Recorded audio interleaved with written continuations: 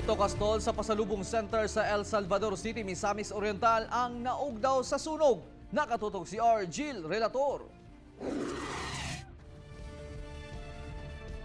Sa video nga kuha sa netizen, makita ang dakong kalayo nga nilamoy sa stalls sa pasalubong center sa El Salvador City, Misamis Oriental.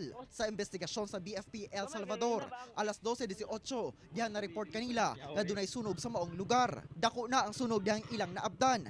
Hinoon, gilayon rapod kini nilang napalong. Pag abot na mo, murag medyo nikalat na gid siya kay after sa pag-investigate na mo sa atong mga investigator, niabot siya og mga 7 ka stall.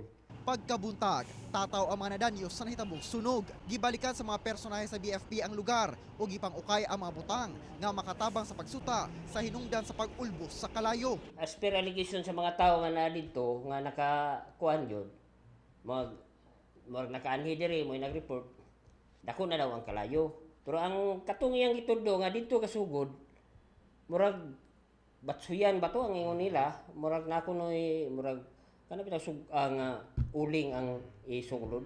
Igo na lang sa pagtan-aw sa mga naabuna nga mga paninda o gamit kining si Robilin Balakit kung asa sa iyang stall sab giingong nagsugod ang kalayo. Apan gisiguro man kuno niya nga wala na laing nakasaksak sa linya sa kuryente gawas lang sa iyang refrigerator aron dili madaot iyang baligya. Before mi mulakaw, pang susyon gid na ako daan.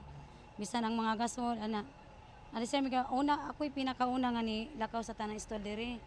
So naingon ko sa akong kauban niya, kay wala man may utility, ningon ko nga kanang ang pagpalong sa suga kamo na lang kay kamo may maulahik. Ana si bana-bana ang kapindon kulang, 10,000 pesos ang natalang danyo sa maong sunog.